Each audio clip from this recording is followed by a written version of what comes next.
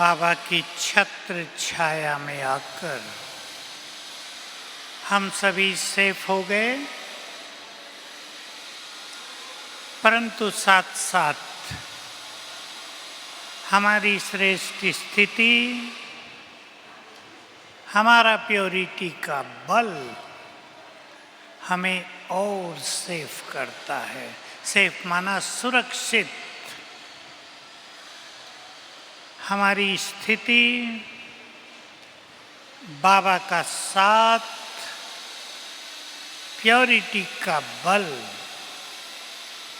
योग युक्त जीवन, ये चार चीजें हमारी सेफ्टी का आधार हैं। आने वाले समय में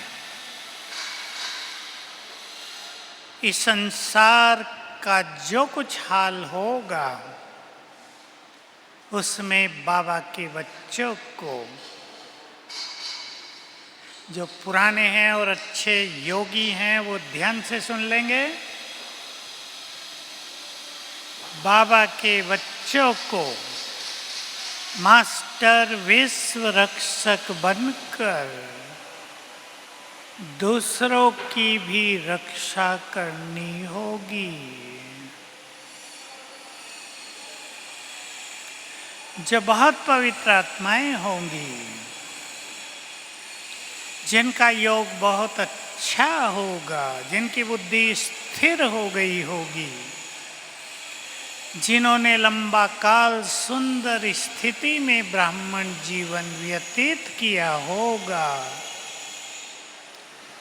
जहाँ तक उनके वाइब्रेशंस फैलेंगे, वहाँ तक हजारों हजारों आत्माएं, फिर लाखों आत्माएं सुरक्षित हो जाएंगी। प्रकृति के प्रकोपों में भी सुरक्षित, और जो बहुत महामारी चलनी है संसार में, उसमें भी बहुत मदद मिलेगी। इसलिए मैं एक बात कहा करता हूँ, बाबा ने इस ड्रामा में अपने 108 रत्नों को खास भारत में अलग अलग जगह पर रख दिया गया है। ये न सोच लेना वो मधुवन में है, सारे थोड़े से मधुवन में हैं, बाकी अलग अलग जगह पर रख दिया है, ताकि उनकी उपस्थिति चारों ओर की मनुष्य आत्माओं को मदद करे। उनके वाइब्रेशंस, उनके द्वारा फैलने वाला आभा मंडल दूर दूर तक मदद करेगा।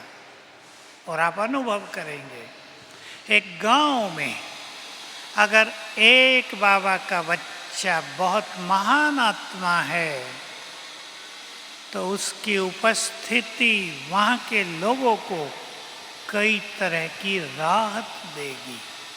राहत का अर्थ ये नहीं कि वो जाएंगे नहीं संसार से, आराम से जाना। जब तक जी रहे हैं, जीने के साधन मिलना, अन्न पानी तो चाहिए ना, वो सब सहज होता रहेगा। तो हम सभी ध्यान दें, हमें अपने अंदर प्योरिटी का बल बहुत बढ़ाना है। सारी मर्यादाओं का केंद्र बिंदु है पवित्रता।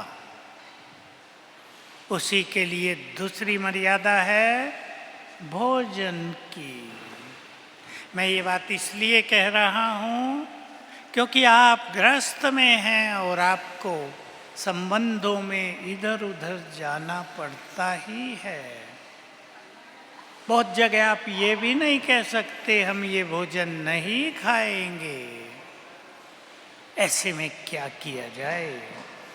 तीसरी मर्यादा है अच्छे बोल बोलने की, जो हमारी स्थिति का प्रैक्टिकल स्वरूप है।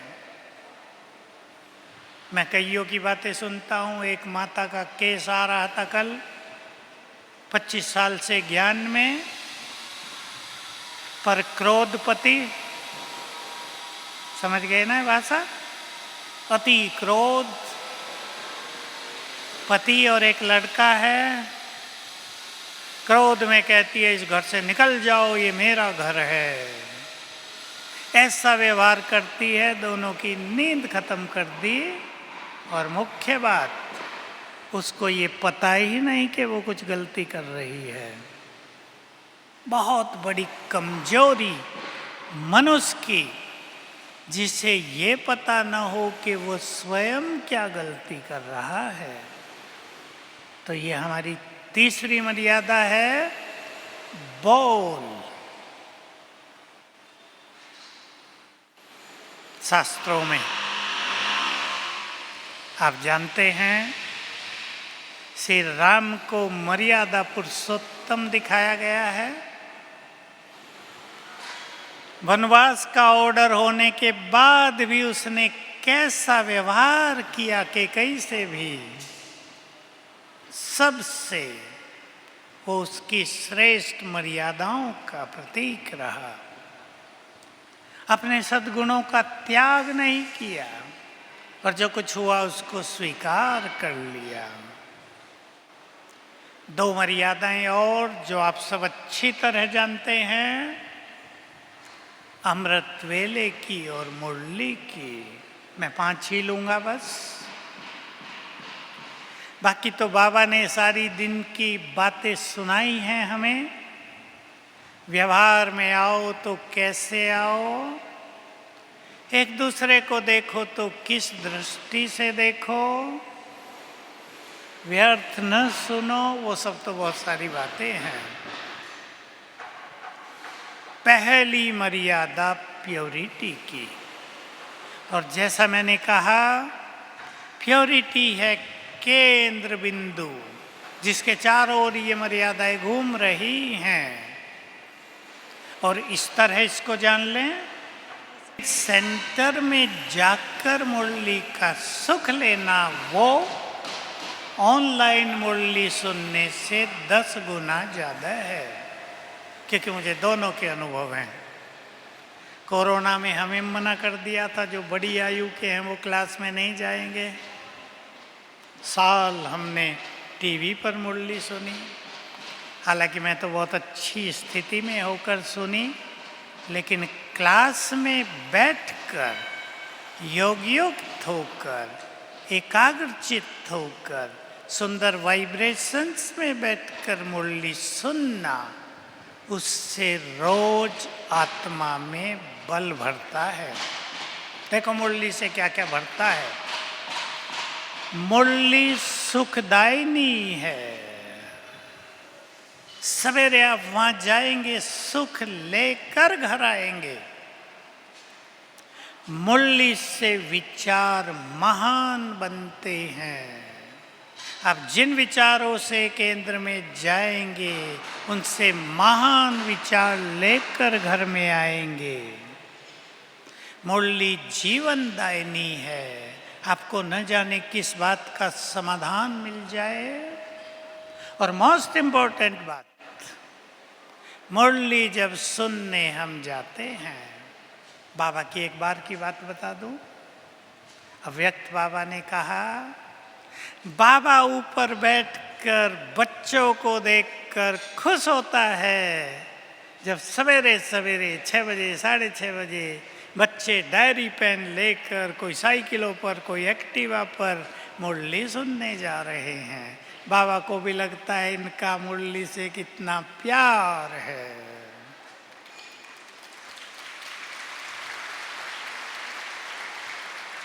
जिस कारण मैं ये बात बताई वो सुन लो।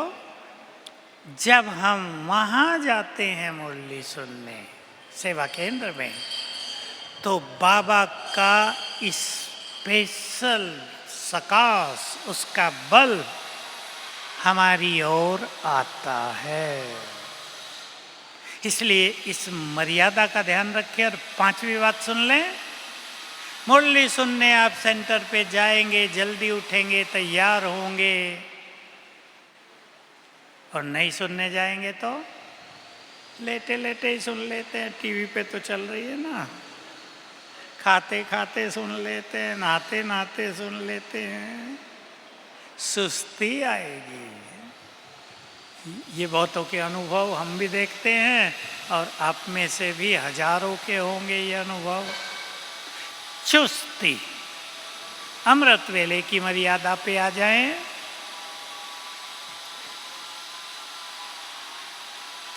सवेरे उठना माना, परम सद्गुरु की नजर हम पर आना, उसकी मदद के पात्र बन जाना। सवेरे केवल योग के लिए नहीं उठेंगे, योग की दूसरी डेफिनेशन भगवान से मिलन करने के लिए उठेंगे। दूसरी बात, सवेरे भोलानाथ शिव बाबा, परम सद्गुरु शिव बाबा भोलानाथ बनकर बैठता है। जो चाहे मांग लो अधिकार से। कोई गलती हुई हो क्षमा याचना करा लो। बाबा के शब्द सुना देता हूँ 77 की मुरलियों से। उस टाइम तुम बाप को रिझा सकते हो, रिझाना हिंदी शब्द है, मना सकते हो, क्षमा ले सकते हो, विजयमाला में आने का वरदान ले सकते हो। भोलानाथ प्रसन्न होकर बैठा होता है। आगे चलें। अमृत वेले रोज हमें सुंदर स्वमानों से आत्मा को सजाना है। दूसरे शब्दों में, सवेरे उठते ही पहले 3-4-5 मिनट में ही आत्मा को, मन को सुंदर विचारों से चार्ज करना है। और अगर आपने सवेरे सुंदर विचारों से खुद को चार्ज कर लिया तो जीवन चार्ज हो जाएगा। चार्ज माना शक्तिशाली, डिप्रेशन से मुक्त, मानसिक रोगों से मुक्त।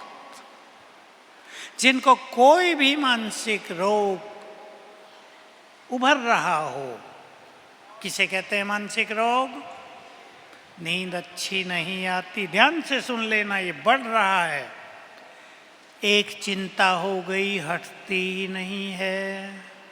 सामने चित्र भी लगा है, बच्चे चिंता न करो मैं बैठा हूँ, फिर चिंता, फिर पढ़ेंगे, चिंता न करो मैं बैठा हूँ, फिर चिंता, मानसिक रोग। एक ही संकल्प बार बार आना, कंट्रोल ही न होना, मानसिक रोगों की शुरुआत। संसार में बढ़ रहा है डिप्रेशन। एक और चीज ध्यान दें जो तेजी से बढ़ती जा रही है, और वो है भय। इस संसार को भय अपने चक्रव्यूह में फंसाने जा रहा है। सब सुन लें, ये सबको हो सकता है। विनाश काल जैसे ही तेजी पकड़ेगा, संसार का हर प्राणी भय से पीड़ित हो जाएगा। इसलिए रोज सवेरे 7 बार, जिसको कुछ नहीं है वो भी करेंगे, 7 बार मैं मास्टर सर्वशक्तिवान हूँ, निर्भय हूँ। मैं मास्टर सर्वशक्तिवान हूँ, निर्भय हूँ। और अगर किसी को भय बढ़ रहा हो, वो 21 बार लिखेंगे। लिखने से एकाग्रता होती है, इसलिए हम लिखाते हैं। बोलने से बीच में मन भटक सकता है। मानसिक रोगों के कई रूप हैं। एंग्जाइटी कहेंगे डॉक्टर, गहरी चिंता। एक तो मोटी चिंता होती है, गहरी चिंता, डिप्रेशन, मन अति उदास, अवसाद नाम दिया है इसको। कईयों में ये भिन्न भिन्न तरह के रोग बढ़ते जा रहे हैं। YouTube पे हमने इसके बारे में 25 एपिसोड किए हुए हिंदी इंग्लिश में, आप देख सकते हैं। अमृत वेले की मर्यादा सबको पालन करनी है। जो ढीले हैं वो इस भट्टी से चुस्त होकर जाएंगे। माताओं में ज़्यादा चुस्त होंगी, भाई थोड़े ढीले होते हैं। मुस्कुरा रहे हैं भाई लोग, होते ही हैं। रात को देर से सोएंगे। अब मोबाइल कल्चर आ गई है, मोबाइल पे कुछ कुछ देखेंगे। रात को मोबाइल का यूज, व्हाट्सएप का यूज माना अमृत वेला गया। इसलिए जिसको संगम युग का सुख लेना हो वो आधा घंटा पहले मोबाइल को स्विच ऑफ या फ्लाइट मोड पर रख दो।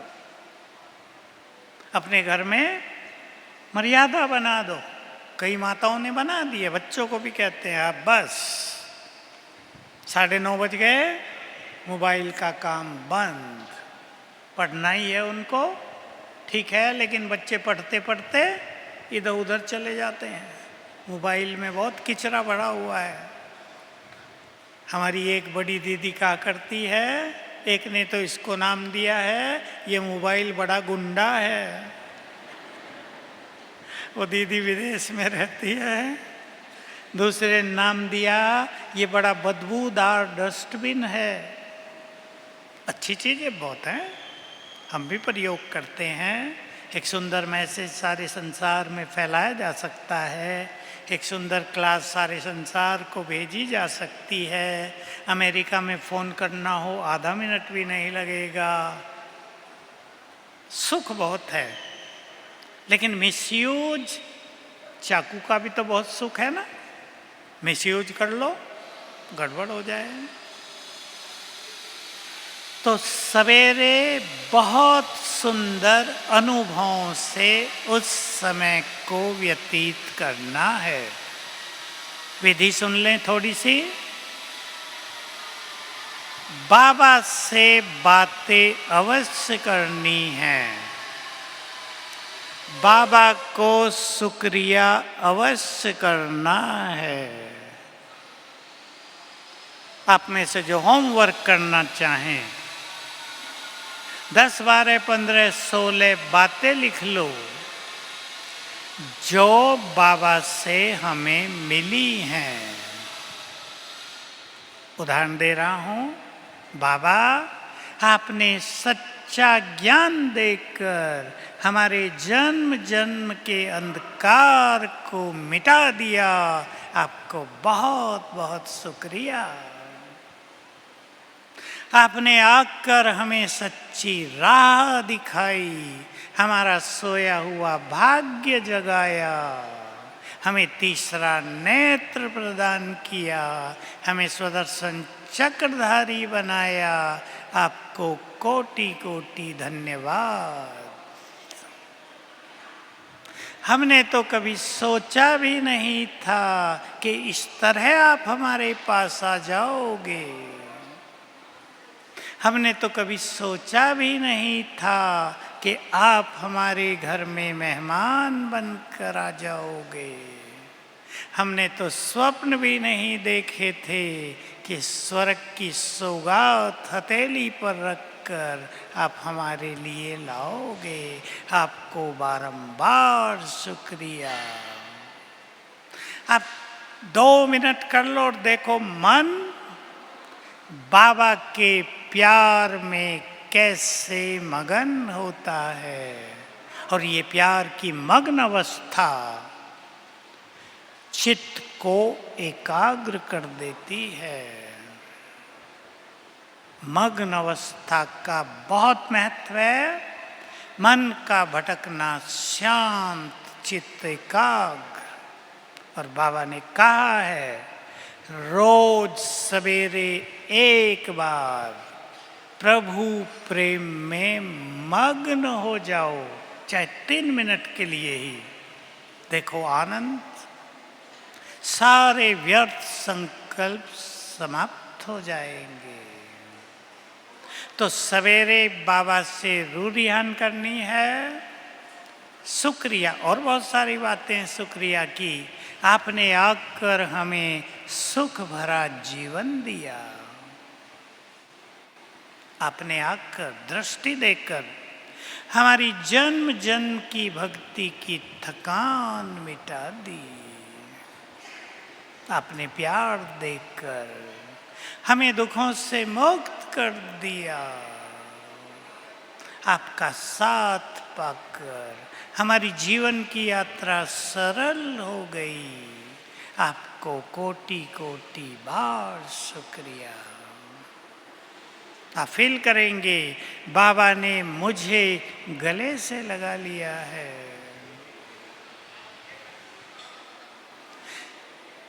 सवेरे के समय ये काम दिन में भी कर सकते हैं, ये काम शाम को भी कर सकते हैं। मान लो सवेरे मिस हो जाए तो दूसरा अमृत वेला होता है, शाम को 6 बजे के बाद शुरू हो जाता है।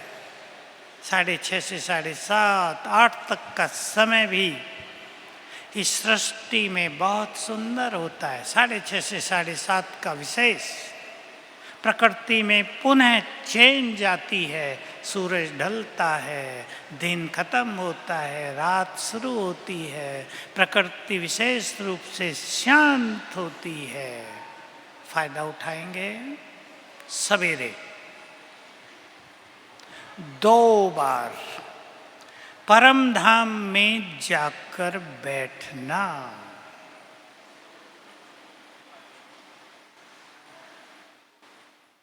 और वहां की गहन शांति को अनुभव करना। इससे आपके अनेक संकल्प शांत हो जाएंगे। संकल्पों की जो मारामारी चल रही है कलयुग के अंत में, बहुत चल रही है। अनेकों के अनेक संकल्प उनको परेशान कर रहे हैं, न चाहते भी आ रहे हैं, क्योंकि जो कुछ जन्म जन्म का भरा हुआ है वो अब जागृत हो रहा है। समय आ गया है युग परिवर्तन का। अब आप विनाश की बात न सोचो, युग परिवर्तन का समय, जिसमें जय जयकार होगी बाबा के बच्चों की, पहले बच्चों की फिर बाबा की, जिसमें पहले 10 रत्न 25 रत्न प्रख्यात होंगे। साक्षात्कार का सुंदर खेल चलेगा इस वसुंधरा पर। उसमें आप हिस्सा लेना चाहते हैं तो विचार कर लेना। हम में से अनेक आत्माओं को, संसार की आत्माओं को मदद करनी होगी, दुख हरने होंगे, सुलाना पड़ेगा, मानसिक रोग समाप्त कराने होंगे वाइब्रेशंस देकर, दृष्टि देकर आत्माओं को निरोग करना होगा। बड़े बड़े काम बड़ी बड़ी आत्माओं का इंतजार कर रहे हैं, महान आत्माओं का इंतजार हो रहा है। अपने को तैयार करना है। हम कल्प की समाप्ति से पहले, घर जाने से पहले संसार को बहुत कुछ देकर जाएं। ध्यान से सुन ले सभी। बाबा का महावाक्य है और एक ही बार हुआ है केवल। बहुत महावाक्य तो रिपीट होते हैं ना, ये महावाक्य केवल एक बार, सबके लिए नहीं है। जो समझे मेरे लिए उसके लिए है। जब तक तुमने ब्राह्मणपन के कर्तव्य पूरे नहीं किए, तुम घर वापिस नहीं जा सकोगे। जब तक तुमने ब्राह्मणपन के कर्तव्य पूरे नहीं किए तुम घर वापिस नहीं जा सकोगे। तो बहुत बड़े बड़े काम करने हैं। जिनको बड़े काम करने हैं, सोच लो, अगर आप कहते हैं मुझे करने हैं तो व्यर्थ से कोई नाता नहीं। संसार के आकर्षणों से मुख मोड़ना पड़ेगा। अब त्याग भरा जीवन जीना पड़ेगा। संसार में कंपटीशन बहुत हो गया है, लेकिन हमें बहुत चीज़ों से अपने को डिटैच करके महान योगी और परम पवित्र आत्मा बनना ही पड़ेगा। सवेरे 5 स्वरूपों का अभ्यास करेंगे 3 बार। ये सुंदर योग की तैयारी होगी। 5 स्वरूपों का अभ्यास, चाहे 5 मिनट में ही कर जाओ, 5-7 मिनट में 3 बार चिंतन के साथ। फिर पावरफुल योग परम धाम में बाबा की किरणें लेना, शांति, शक्ति, प्योरिटी, ये सब सवेरे का प्लान करो। सवेरे का समय सफल तभी होगा जब हमारी बुद्धि में प्लानिंग होगी। मुझे 5 मिनट ग्लोब पर बैठ के संसार को सकाश देनी है, प्लानिंग कर दो। उससे पहले ये तैयारी कर देनी है पावरफुल योग की। तो सवेरे के समय में कोई भी ढीले नहीं बनेंगे। इसके लिए रात का भोजन हल्का, थोड़ा जल्दी खाना। अगर किसी को 10 बजे के बाद खाना पड़ता है तो कम खाएंगे, क्योंकि जब आप 11 बजे खाएंगे तो भूख तो ज़्यादा ही लगेगी, और जब भूख ज़्यादा लगती है फिर कम खाना, थोड़ा कठिन काम है ना माताएं। पति कहेगा 2 रोटी और बना दो ना, भूख बहुत लगी है, बनानी पड़ेगी आपको। मैं ये नहीं कह रहा है भूखे सो जाओ, लेकिन 3/4 भोजन कर लेना। अगर देर हो जाए 3/4, 1/4 खाली रख लेना पानी के लिए, पेट तो भरेगा, बाकी पानी से भर देना है। थोड़ा थोड़ा बाद में पानी पीना होता है।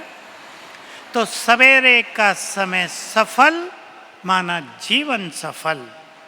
सवेरे का समय सफल माना विघ्नों की समाप्ति।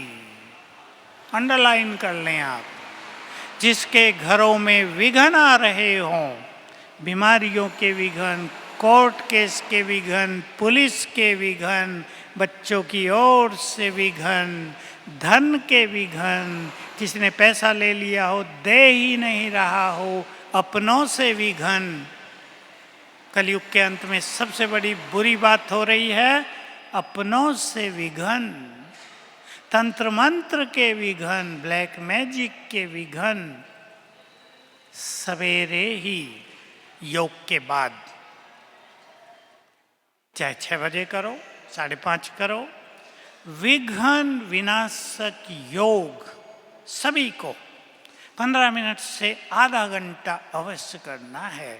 इससे आपका जीवन सेफ हो जाएगा, अनेक विघ्न कटेंगे। और विधि यही है, मैं मास्टर सर्वशक्तिवान हूँ, विघ्न विनाशक हूँ। ये संकल्प 3 बार करके फिर योग, बाबा की किरणें लेना, शक्तियाँ लेना, किरणों के फाउंटेन के नीचे बैठना। इसे अनेक विघ्न नष्ट होंगे, आने वाले विघ्न भी पहले से ही नष्ट हो जाएंगे। मर्यादा है बोल की, कहने की बात नहीं। मैं इष्ट देवी हूँ। अगर इस स्वमान को बढ़ाएंगे तो बोल वरदानी हो जाएंगे। मैं तो गृहस्थ की माता हूँ, बच्चों को डांटना ही पड़ेगा, पति पे राज करना ही है मुझे। तो बुरा न मानना माताएं, डोंट माइंड प्लीज। पति वही करे जो मैं चाहती हूँ। पति खुश हो रहे हैं, थोड़ा हल्का करो अपने को। अब पति नहीं, महान आत्मा है, भूल जाओ पति है। लोग मेरी बात सुन के खराब समझेंगे। देखा, ताली इधर से बजी।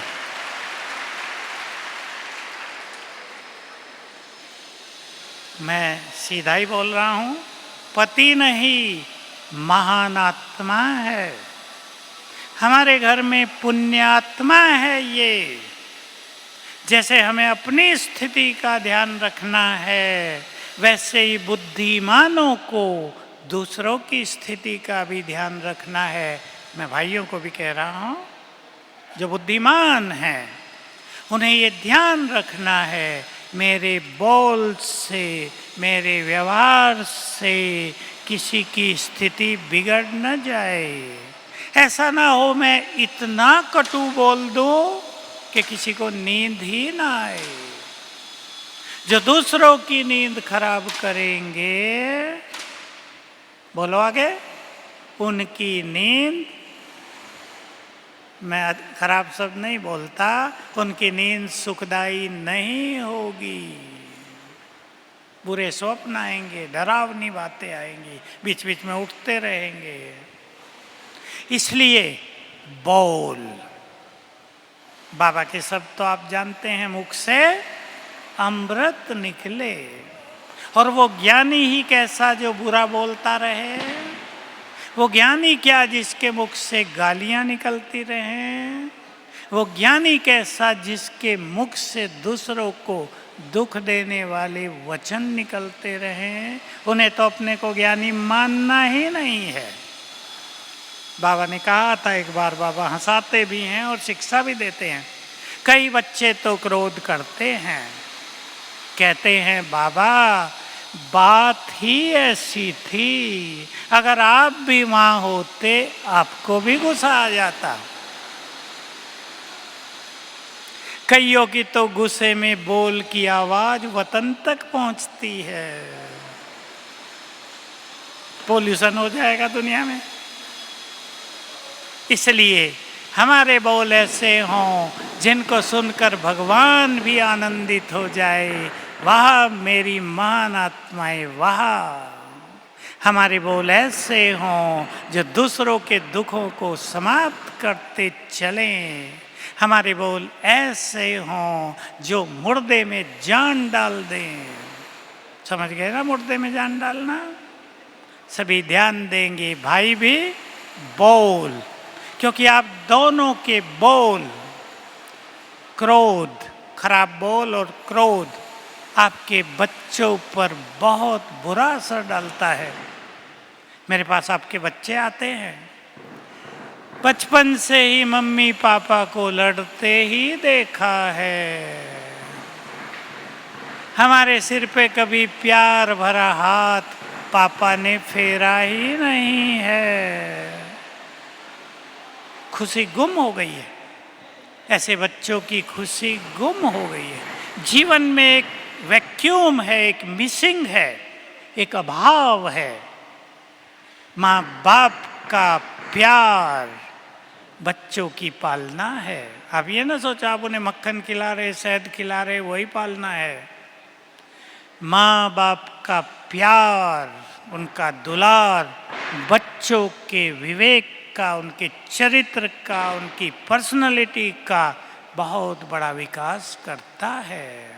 इसलिए बोल पर बहुत ध्यान देंगे। भोजन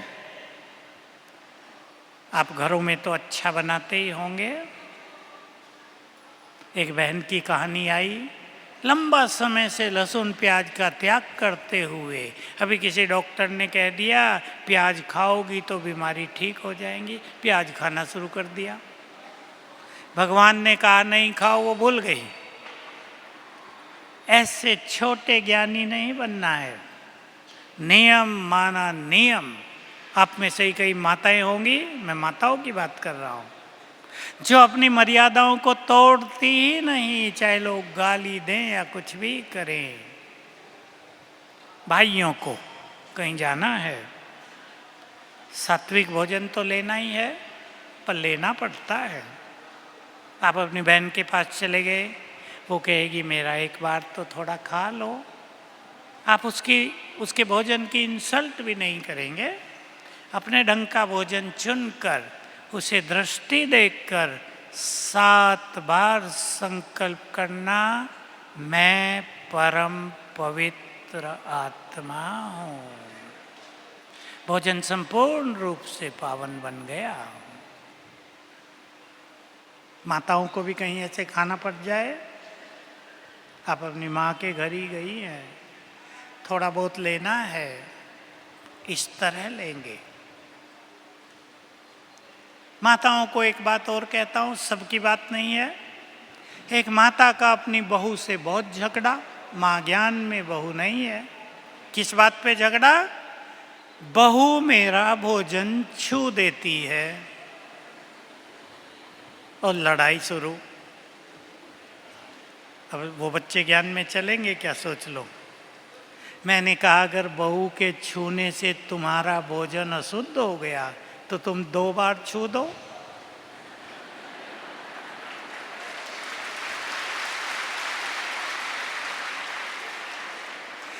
ये छोटे विचार नहीं रखना है। एक माता के घर में बहुत झगड़ा, उसकी सास की बेचारी की आंखें चली गई थी कि वो टॉयलेट जाके मेरी खाट पे बैठ जाती है। झगड़ा अति में पहुंच गया, बुरा बोले। मेरे पास आया केस, मैंने उसको सिखाया सोने के बाद एक दूसरी चादर अपनी बेड पे बिछा दो। अब वो बेचारी ब्लाइंड हो गई है, बैठ जाती है, फिर ऐसे ही पानी से निकाल के सुखा देना, कोई प्रॉब्लम ही नहीं है। उस दिन से उनके घर में भी शांति हो गई। ऐसे नाजुक नहीं बनना है। मैं माताओं को इसलिए ज़्यादा कहता हूँ, माताएं घर की मालिक ही नहीं, घर को मंदिर बनाने वाली हैं। भाई लोग तो आपको फॉलो करने वाले हैं, है ना भाई लोग? फॉलो करने वाले हैं। जिस घर में माँ देवी हो वो घर स्वर्ग है। वो घर बहुत भाग्यवान है जिसमें नारी शिव शक्ति हो। घबराए नहीं, बच्चों में संस्कार डाले। संस्कार आजकल कहने से नहीं डाले जाते। एक बहुत बड़ा अधिकारी अभी अभी हमारे पास आया था, मेरे पास मिलाने लाए। बहुत बड़ी पोस्ट है उसकी, पूरे स्टेट का हेड। भाई लोग समझ गए होंगे। बता रहा था, भाई मैं तो पूरा जीवन ईमानदारी से जीता हूँ, कोई करप्शन नहीं, जितना हो सके सबकी मदद करने की कोशिश करता हूँ क्योंकि हेड है। मैंने कहा आपको कोई पुलिस अधिकारी मानता है क्या? कहा सब लोग यही कहते हैं, तुम तो पुलिस अधिकारी बनने लायक ही नहीं हो। मैंने कहा कैसे सीखा ये सब? ये सब संस्कार मेरी माँ ने मुझे दिए थे।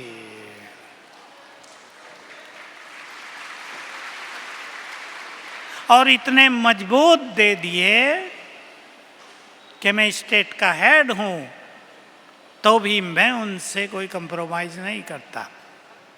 मैं प्यार से लोगों को समझा देता हूं। आगे पीछे के अधिकारी कहते हैं सर आपके कारण तो हमारी कमाई भी चली गई। जानते हैं भाई लोग सब, मैं उन्हें भी समझा देता हूं। माताएं बहुत ध्यान देंगी। आपकी महान स्थिति इस देश को महान बनाने जा रही है। इसलिए विचारों को महान करेंगे। छोटी छोटी बातों से ऊपर उठ जाओ। छोटी बातें हैं बाकी सब। हम बहुत बड़े हैं, हमें बहुत बड़ा बनना है, हमें बड़े काम करने हैं। मैं माताओं को कहा करता हूँ, आपके पास तो 2-4 साल में ही लोग आएंगे और कहेंगे हमें 15 मिनट अपने घर में बैठने दो, हमारा चित्त शांत हो जाएगा। हमें अपने घर का पानी पिला दो, हमारा सिर फटा जा रहा है, शांत हो जाएगा। ये समय आ रहा है। इसलिए मातृशक्ति को बहुत महान बनना है और घर घर को ऐसा देवालय बना देना है जहां आकर लोगों को चैन मिले। अब लास्ट बात पर आ रहा हूं, प्योरिटी की मर्यादा। मैं आप सभी को वो सर्वश्रेष्ठ बात भी सुनाना चाहता हूं। आप में से कोई तो उसे अपना ही लेंगे। बाबा ने, ये मुरलियों से नहीं है, ये बाबा के एक संदेश से थी। सन 75 में गुलजार दादी के द्वारा राखी पे भोग लगा। हमारे यहाँ ऊपर मैसेज आया छोटा सा, एक समय आएगा तुम्हारे सामने बीमार लोगों की भीड़ आएगी, तुम उन्हें दृष्टि देंगे। भीड़ को एक साथ, मान लो 100 लोग आ गए, 200 आ गए, एक साथ दृष्टि देंगे और वो सब निरोग हो जाएंगे।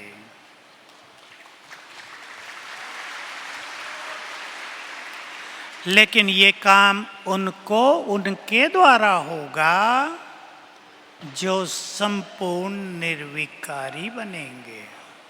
पवित्रता से भी ऊंची स्थिति है निर्विकारी, जिसमें कोई भी व्यर्थ संकल्प नहीं, न ईर्षा द्वेष का, न परचिंतन का, न तेरे मेरे का। सर्वोच्च स्थिति है, बाप समान स्थिति है। निर्विकारी आत्मा में वही बल आ जाएगा जो शिव बाबा में है, जो ब्रह्मा बाबा में है। उनकी दृष्टि से वाइब्रेशंस निकलेंगे। इसलिए मैं आपको चिंतन देना चाहता हूं। सब गृहस्थ वाले बैठे हैं, अपने से बातें करेंगे। गृहस्थ जीवन भोग लिया, अब संपूर्ण पवित्रता की ऊंचाई पे चढ़ना है। गृहस्थ जीवन का जो भी सुख था, मैं आपकी भाषा में बोलूं, विकारों का सुख, वो भी देख लिया। अब मुझे पवित्रता का आनंद ग्रहण करना है। अगर कोई मेरे संस्कार पूर्व के अभी भी याद आते हैं तो 5 स्वरूपों का अभ्यास करना, उसमें से भी एक का करना। मैं देव कुल की निर्विकारी आत्मा हूं। अपने देव कुल को सामने लाना, यह है मेरा स्वरूप। 2500 साल चिंतन की बहुत आवश्यकता होती है। अंडरलाइन कर लें सभी भाई बहने, चिंतन परम आवश्यक है। मैंने 2500 वर्ष देवकुल में बिताए हैं। चिंतन कैसे करेंगे? 2500 साल के पवित्र संस्कार मेरे अंदर अब भी हैं। अगर हम ये याद करेंगे मैं देवकुल की निर्विकारी आत्मा हूं, तो 2500 साल के संस्कार जागृत हो जाएंगे। क्योंकि यह पवित्रता, एक तो हमने विकारों को छोड़ दिया, मैं और ओपन कर रहा हूं। वासनाएं अंदर रह जाती हैं। मनुष्य के देह के अंग अंग में भी वासनाएं समाई हुई हैं। वो उत्तेजना पैदा करती हैं, वो विषय विकारों की ओर मनुष्य को आकर्षित करती हैं। इसलिए पानी चार्ज करके पीना, बहनों का काम है, खुद भी पिएंगी, और भाइयों को सवेरे और रात को 2 बार कम से कम पानी चार्ज करके देंगी। पानी को दृष्टि देखकर 7 बार संकल्प करना, मैं परम पवित्र पवित्र आत्मा हूँ। ये पवित्र भोजन शरीर में फैली हुई वासनाओं के वेग को नष्ट करेगा, उस अग्नि को शीतल करेगा। भाई लोग खुद भी करेंगे। मोस्ट इंपॉर्टेंट फैक्टर है, इसको कम न समझ लेना। देवकुल की स्मृति, पानी को चार्ज करके पीना और अपने से चिंतन करना। पिछला जीवन मेरा कैसा भी रहा हो, पूरा हो गया, अब ये नया जीवन है। अब मुझे नए जीवन में उन्नति की ओर चलना है। पास्ट के न संस्कारों का चिंतन करेंगे, जो था भूल गया, चिंतन होता हो, लिख कर बाबा के कमरे में रख दो, हर लेगा बाबा। और 5 स्वरूपों का अभ्यास संस्कारों को डिवाइन बनाएगा। ये 5 स्वरूपों का अभ्यास छोटा नहीं है, ये संस्कारों को बदल देगा। मेरे संस्कार तो ये हैं। माताओं को कह रहा हूँ, मैं इष्ट देवी हूँ। मेरे मंदिर में जाने से ही पापी लोग भी शुद्ध हो जाते हैं। मेरे मंदिर में जाकर मेरा दर्शन करने से अति भ्रष्ट आत्मा भी सुंदर विचार करने लगती है। मेरे संस्कार तो ये हैं। जिनके दर्शनों से मन पवित्र हो जाए, उनके दर्शन, उनका चेहरा कैसा होगा, बढ़ता जाएगा आप ही। तो 2 स्वरूप, देव स्वरूप और देवी स्वरूप। भाई लोग भी ध्यान दें, मैं देव कुल की निर्विकारी आत्मा हूँ और पवित्रता का फरिश्ता हूँ। ये स्वमान आप ले लेना। जिस स्वमान का अभ्यास करेंगे वही चीज़ें जीवन में बढ़ती जाएंगी। आप अभ्यास कर रहे हैं, मैं मास्टर सर्वशक्तिवान हूँ, शक्तियाँ बढ़ती जा रही हैं। आप अभ्यास कर रहे हैं, मैं पुण्य आत्मा हूँ, पुण्य बढ़ते जा रहे हैं। आप अभ्यास कर रहे हैं, मैं विजयी रतन हूँ, विजय की शक्तियाँ जागृत हो रही हैं। तो अपनी पवित्रता को बहुत मजबूत करना है, क्योंकि पवित्र आत्माएं प्रकृति को पावन कर रही हैं। हमारे वाइब्रेशंस को ये प्रकृति तुरंत ग्रहण कर रही है, सेकंड में। हमने सोचा, हमारी स्थिति के वाइब्रेशंस तुरंत फैल रहे हैं। हवा, पानी, अग्नि, पृथ्वी, आकाश सभी उसे ग्रहण कर रहे हैं। इसलिए जितनी अच्छी प्योरिटी होगी, उतना ही हम प्रकृति को सतो प्रधान बनाएंगे। और ध्यान से सुन लेंगे, उतना ही विनाश काल में प्रकृति हमें मदद करेगी। प्रकृति आपको निरोग भी रखेगी, प्रकृति आपको अन्न भी देगी, पानी भी, दूध भी, चाय भी। चाय की ज़्यादा ज़रूरत होती है ना आजकल, सब मिलता रहेगा। और जिन्होंने प्रकृति की सेवा नहीं की, आज कर्फ्यू लगा, आज ही सिलेंडर खत्म, आज ही कर्फ्यू लगा, पानी काट दिया गया है, टंकी खाली। और जिनकी स्थिति अच्छी होगी, कर्फ्यू लगने के बाद भी टंकी भर जाएगी, तब पानी जाएगा। ये आप चमत्कार देख सकेंगे। तो अपनी प्योरिटी पर बहुत ध्यान देंगे। प्योरिटी का सीधा संबंध राजयोग से है। जितना अमृत वेला योग अभ्यास अच्छा होगा, दिन में भी कोई ना कोई अभ्यास चलेगा कर्मों में, उतना प्योरिटी का बल बढ़ेगा। बस ध्यान ये देंगे कि व्यर्थ संकल्पों से प्योरिटी की शक्ति फीकी न पड़ती जाए। कईयों में ब्रह्मचर्य बहुत मजबूत है, लेकिन व्यर्थ संकल्पों से पवित्रता का तेज नष्ट होता है। चाहे वो आप व्यर्थ चिंतन करें, पर चिंतन करें, ईर्षा हो, इससे स्वयं को बहुत बचाना है। आप सभी अपने घर घर को मंदिर बनाएं, बाबा का नाम रोशन करें और ऐसा भोजन पवित्र बनाएं, ऐसी स्थिति बनाएं कि आपका सारा समाज आपके पीछे चलने लगे। Thank you very much. ओम शांति।